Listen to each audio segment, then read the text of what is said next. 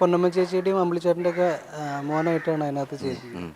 അതിനകത്ത് ഉറക്കത്തിനായിട്ട് പോയി കിടന്ന് ഉറങ്ങണോ തന്തേന്നൊക്കെ പറയുന്ന സീനൊക്കെ ഉണ്ട്. അതൊക്കെ ഇടയ്ക്കിടയ്ക്ക് കോമഡി ക്ലിപ്സ് ഒക്കെ ആയിട്ട് അത് ഈ ഇടയ്ക്കിടയ്ക്ക് ചില ട്രോളിനകത്തൊക്കെ എടുത്തിടാറുണ്ട്. ഇടാറുണ്ട്. ആ ട്രോളിൽ വരുന്ന വീരനാണ് ഇതല്ലേ?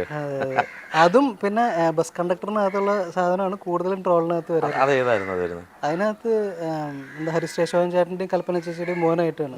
അപ്പോൾ ആളെനിക്ക് ഇത് ഫുഡ് വാങ്ങിച്ചു കൊണ്ടുവരുമ്പോൾ എടോ തന്ത അല്ലെങ്കിൽ എന്താ റോസ്റ്റ് ഐറ്റംസ് ഒക്കെ കൊടുന്നൂടെ എന്ന് പറഞ്ഞിട്ട് ഒരു ചേഞ്ച് ഒക്കെ വേണ്ടതെന്നൊക്കെ ചോദിക്കുന്നുണ്ട്.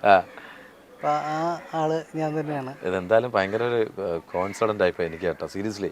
കാര്യം നമ്മളിവിടെ വന്ന ജിഷനുണ്ട്, പക്ഷേ ഇത് ഇത്രയും സിനിമകളിൽ ഇത്രയും നല്ല താരങ്ങളോട് അഭിനയിച്ച ഒരാളാണെന്ന് ഇവിടെ ഇരിക്കുന്നുള്ളത് മനസ്സിലായിട്ടില്ലായിരുന്നു. കണ്ടാൽ പറയുന്നല്ല, മനസ്സിലാവണ്ടേ, ഇപ്പോഴല്ലേ പറഞ്ഞപ്പോഴേ മനസ്സിലായത്. പക്ഷേ ഈ ഒരാൾക്ക് സിനിമകളിലേക്ക് വരണമെന്ന് ഇപ്പം ഇവരുടെ കൂടെ തന്നെ വളർന്നപ്പോഴും അഭിനയിക്കാനുള്ള ആഗ്രഹം ഉണ്ടായിട്ടില്ല. പണ്ട് എനിക്ക് സിനിമ കിട്ടിയിരുന്ന സമയത്ത് എനിക്ക് അതിൻ്റെ ഇമ്പാക്റ്റ് എത്രയാണെന്നോ അതിൻ്റെ ഒരു വാല്യൂ എന്താണെന്നുള്ള എനിക്ക് മനസ്സിലായിട്ടുണ്ടായിരുന്നില്ല.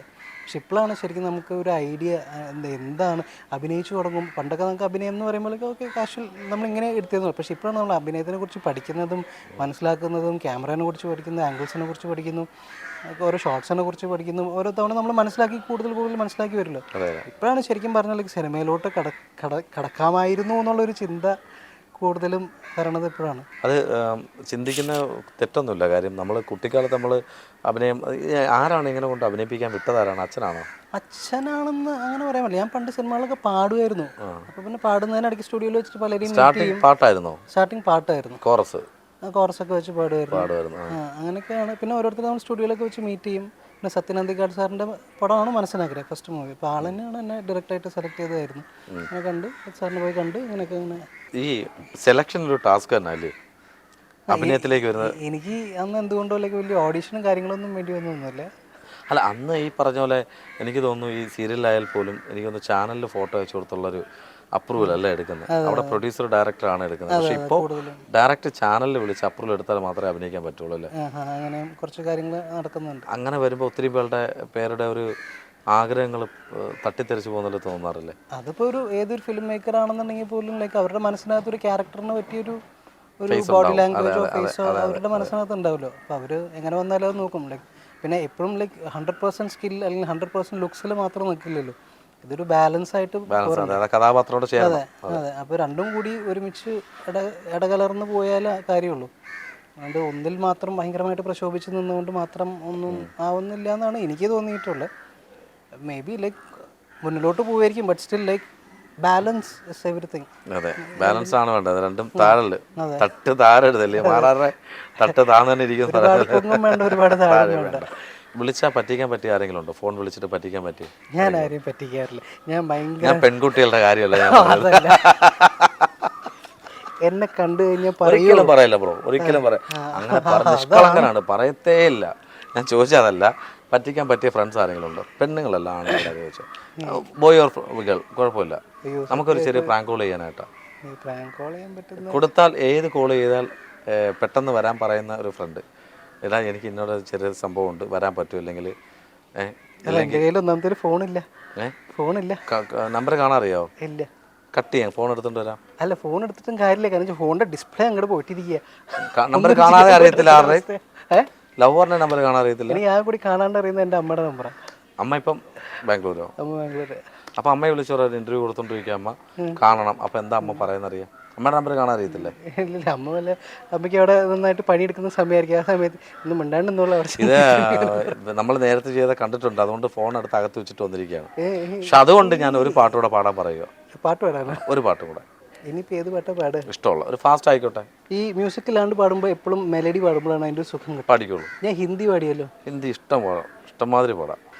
चाहे जो तुम्हें पूरे दिल से मिलता है वो मुश्किल से,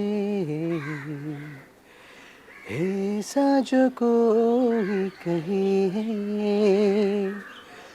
बस वो ही सब से हंसे, उस हाथ को तुम थाम लो, वो मेहरबान कल हो न हो, हर घड़ी बदल रही है दुख जिंदगी, छाओ कभी कभी धूप जिंदगी हर पल यहाँ जी भर जियो जो है समा कल हो न हो. സൂപ്പർ ബ്രോ, അടിപൊളി. ഈ പാട്ടുകൾ കേട്ടിട്ടേ അഭിനയിക്കാനല്ലാതെ പാടാൻ വേണ്ടി ഒരു പാട്ട് പാടാൻ വേണ്ടി വിനീത് ശ്രീനിവാസൻ വിളിക്കുകയാണെങ്കിലോ? വിളിക്കുന്നല്ലേ പറഞ്ഞേ? വിളിക്കുമെങ്കിൽ വിനീതേട്ടാ ഒരു പാട്ട് നമ്മുടെ ചിക്കന് കൊടുക്കണേ കേട്ടോ. അവൻ നന്നായിട്ട് പാടുന്ന കോറസൊക്കെ കുറേ പാടിയിട്ടുണ്ട്. എത്ര പടത്തിൽ പാടിയിട്ടുണ്ട് കോറസ്? 5-6 പടത്തിൽ തന്നെ പാടിയിട്ടുണ്ട്. ഈ കോറസ് പാടാൻ വേണ്ടി ആരെങ്കിലും റെക്കമെൻഡ് ചെയ്യുമല്ലോ, നമ്മളെ ഒന്ന് ഇൻട്രൊഡ്യൂസ് ചെയ്യുമല്ലോ, അങ്ങനെ ആരെങ്കിലും ഓർക്കുന്നുണ്ടോ?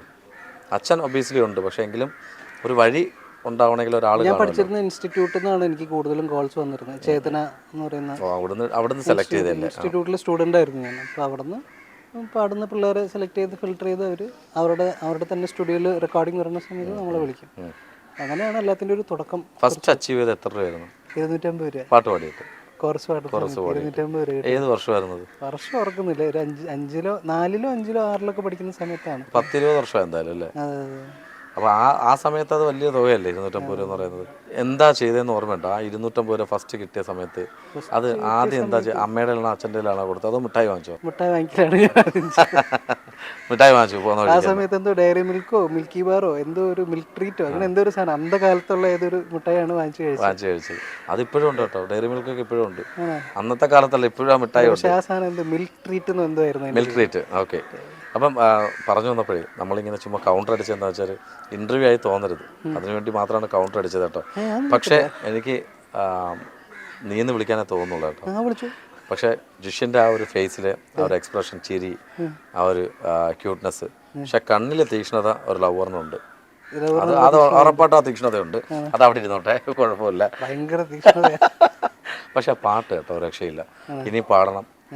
സീരിയൽസിന് വേണ്ടിയിട്ട് ഏതെങ്കിലും ട്രൈ ചെയ്യണ്ട? സീരിയലൊക്കെ ഇപ്പോൾ പാട്ടുകൾ വരുന്നുണ്ടല്ലോ. സീരിയലിൽ പാട്ടുകളല്ല, ഞാനിപ്പോൾ ഇതിൻ്റെ ഒപ്പം ചന്ദ്രാന്ന് ചെയ്യുന്നതിൻ്റെ ഒപ്പം ലൈക്ക് പാരലലി വേറൊരു സീരിയൽ ചെയ്യുന്നുണ്ട്. ഇപ്പോൾ കേരളത്തിൽ മാംഗല്യം എന്ന് പറഞ്ഞിട്ടൊരു സീരിയൽ ചെയ്യുന്നുണ്ട്. അതിനകത്ത് നെഗറ്റീവ് ക്യാരക്ടറാണ് അത് ചെയ്യുന്നത്, ധനുഷ് എന്ന് പറഞ്ഞത്. നെഗറ്റീവാണ്. ജിഷിൻ്റെ അതേ ഫേസ് കട്ടും, ഫേസ് കട്ട് മീൻസ് അത് അപ്പിയറൻസ്, ബോഡി അപ്പിയറൻസ് ഒക്കെ ഉള്ള കുടുംബശ്രീ ശാരദയിലെ നായകൻ അവൻ പ്രബിൻ, ഇതേ ഒരു അപ്പിയറൻസ് ഒക്കെയാണ്. കുറച്ചും കൂടെ എനിക്കൊന്ന് അവൻ്റെ തടി ഇപ്പോൾ കുറഞ്ഞു എന്നുള്ളതാണ്. നമ്മുടെ സുഹൃത്താണ് കേട്ടോ.